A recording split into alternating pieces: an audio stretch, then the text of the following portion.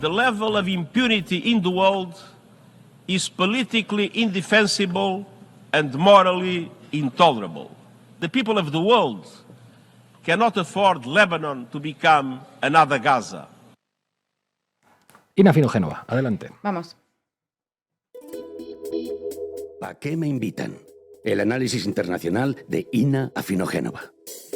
Bueno, Israel extiende su guerra contra todos al Líbano, desempolvando el argumentario que le sirve para cada masacre y que lo que suele llamarse la comunidad internacional sigue comprando, con más de 41.000 muertos palestinos en menos de un año.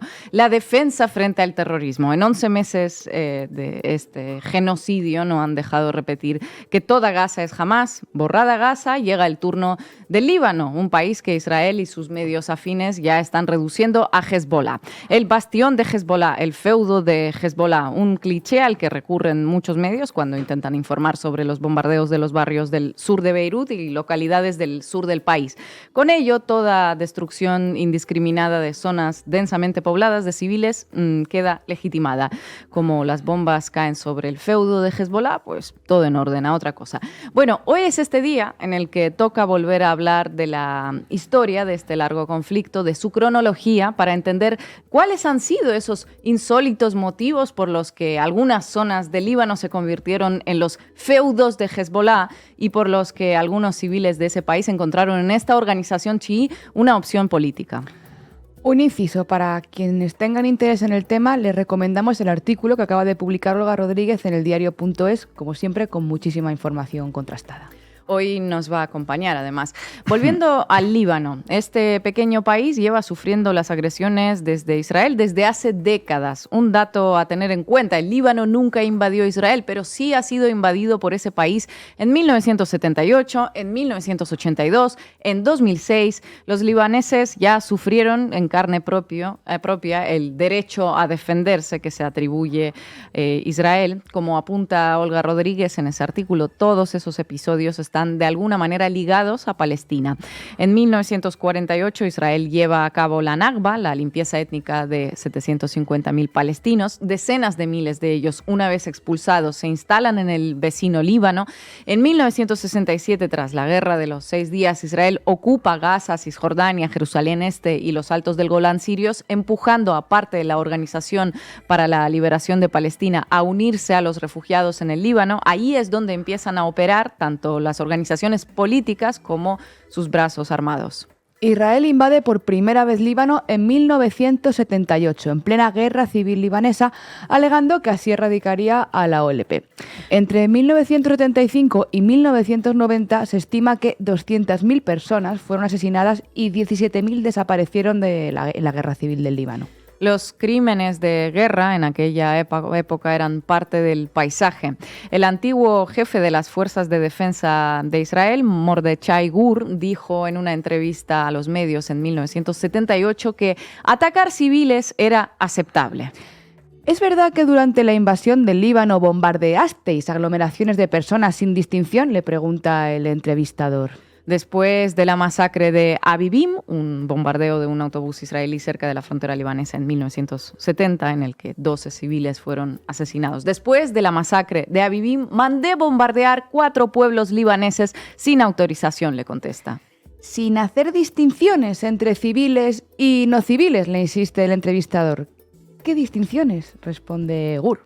Mandé bombardear 4 pueblos sin autorización y sin distinción. ¿Qué distinción de qué? Así hablaba un alto cargo de las Fuerzas de Defensa de Israel a finales de los años 70. Nada ha cambiado desde entonces en el modus operandi de los sionistas. Eso sí, sorprendentemente han surgido movimientos como Hamás o Hezbollah y la gente hasta los ha empezado a votar. Imagínense, ¿por qué habrá ocurrido esto? Esa misma gente a la que Gur no supo distinguir cuando mandó bombardear sus casas. Qué cosas, ¿verdad? Pues eso, en 1982 Israel volvió a invadir el Líbano con el apoyo de las milicias cristianas maronitas inspiradas en la Falange de Primo de Rivera, como recuerda Olga Rodríguez. Las tropas israelíes llegaron hasta Beirut, ciudad a la que mantuvieron asediada durante 2 meses. De nuevo, miles de muertos civiles y miles de refugiados. En esa guerra, por cierto, Israel empezó a recurrir al uso de drones, según cuenta Anthony Lovenstein en su libro El Laboratorio Palestino. Los horrores horrores cometidos en el Líbano de los 80 son innumerables, pero lo que más trascendió en la prensa ha sido la masacre de los campos de refugiados de Sabra y Shatila en Beirut. Al menos 3.500 palestinos asesinados a manos de la milicia libanesa, pero que actuó con apoyo técnico y logístico del Mossad. El entonces ministro de Defensa de Israel, Ariel Sharon, fue señalado posteriormente como responsable indirecto de la masacre por la Comisión Kagan de Israel. ¿Pagó por ello? Pues no, ¿qué va? ¿Qué responsabilidad? ¿De qué? ¿De qué? ¿Qué distinción? Pero es que no solo no pagó en ese momento, sino que años después su labor sería premiada con su elección como primer ministro del país, con todo lo que eso supone para las que fueron víctimas de sus actos con respecto a su percepción del país vecino, ¿no? Uh-huh. Bueno, y luego están los horrores menos conocidos quizá que el de Sabra y Shatila, como por ejemplo las torturas en la cárcel de Hiam cometidas por el ejército del sur del Líbano, las fuerzas de defensa de Israel y el Shin Bet entre 1985 y 2000. Unos 5.000 prisioneros fueron sometidos a torturas, a descargas eléctricas. Obviamente estaban allí sin cargos. Y otra vez toca decir que no ha cambiado mucho el modus operandi israelí desde entonces. Numerosas ONGs han denunciado los campos de tortura que ha montado Israel en prisiones donde miles de palestinos están detenidos bajo el régimen administrativo. Hasta el día de hoy y con la comunidad internacional mirando para otro lado, cuando no directamente celebrando sus acciones, ¿verdad? Bueno, Israel permaneció ocupando el sur del Líbano hasta el año 2000, cuando se tuvo que retirar, en parte por la resistencia que había surgido, la famosa Hezbollah. Hezbollah nació en esos años y en ese contexto de masacres y torturas, al igual que sucedió con Hamás y con la resistencia palestina. No surgió de la nada, surgió de la tierra quemada que ha estado dejando Israel en lugares donde había casas, civiles, olivares y vida. Hezbollah tampoco nació como una organización religiosa, su lucha era una lucha contra la ocupación. Contó con el apoyo de Irán, donde en 1979 triunfó la Revolución Islámica, y en los años 90 empezó a participar en elecciones. Vamos, se convirtió en una opción política en el Líbano. Una opción política y con mucho apoyo popular, porque si llevas décadas viendo cómo masacran a tus vecinos, tus amigos o tus familiares, pues no se me ocurre a mí mejor motivo para apoyar a una formación que promete acabar con quienes lo hacen. Ya luego, si es chií, suní o cristiana, pues yo creo que eso es algo casi secundario en este caso, ¿no? Recuerda Olga Rodríguez también que la alianza de grupos que lidera Hezbollah llegó a tener mayoría en el Parlamento hasta el año 2022. Hoy tiene varios diputados y 2 ministros en el gobierno de coalición. Además, cuenta con comités de salud, educación, de ayudas sociales. Llega a las zonas a las que el Estado libanés, que es un Estado en coma, no llega. Vamos, que Hezbollah, más allá de las etiquetas que le aplica la propaganda israelí, es una propuesta política, guste más o guste menos. A los libaneses parece que en un momento determinado les convenció, vaya usted a saber por qué.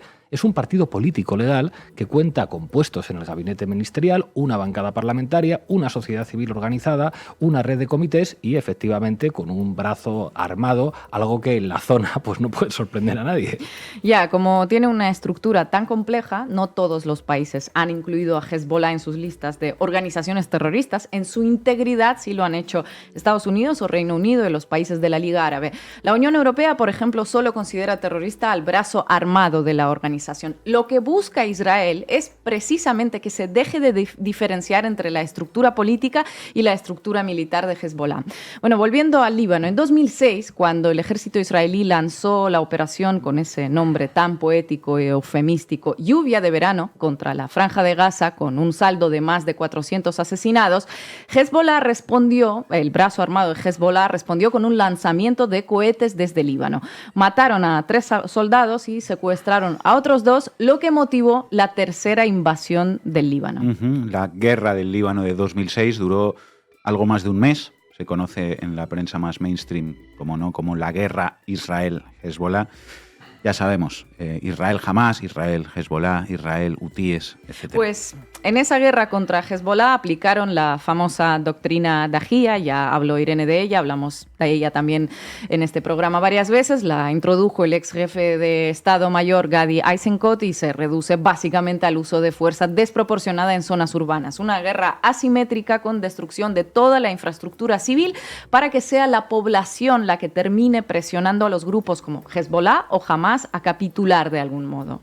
Y así es como en el Líbano en 2006 arrasaron barrios enteros, destruyeron el aeropuerto, impusieron un bloqueo aéreo y también naval y más de 1.100 personas fueron asesinadas en un mes. Y claro, ¿cómo creen que reaccionaría un libanés promedio a todo esto? Si te destruyen aeropuertos, escuelas, casas y lo hacen sistemáticamente, te invaden, te lanzan bombas y misiles y encima se ríen a mandíbula batiente cuando les preguntan si hacen distinción entre civiles y no civiles, bueno, creo que incluso aquellos que no han apoyado a Hezbollah empiezan a celebrar sus ataques contra Israel. Es la reacción más natural, más visceral, si quieren. Así, la espiral de odio no se acaba y mientras Israel la sigue alimentando con el apoyo activo o pasivo de medio mundo, o al menos de la parte del mundo que más manda en la escena internacional, bueno, pues habrá más agrupaciones como Hamas o Hezbollah y sus feudos serán cada vez más grandes. Esos feudos, por cierto, están repletos de civiles, son barrios residenciales con verdulerías y talleres en la planta baja y niños jugando. He pasado por ahí sobre 2013 más o menos. Y sí, se ven muchos retratos de Hassan Nasrallah y hay que lanzarles bombas de gran tonelaje por ello. A ver si recapacitan, ¿no? Israel cree que sí, que es la solución y ya hemos visto cómo le ha ido funcionando hasta ahora. Nada indica que vaya a ser diferente esta vez. Nada lo indica, ¿no? Gracias, compañera. We South Africans know what apartheid looks like. We lived through apartheid. We suffered and died under apartheid. We will not remain silent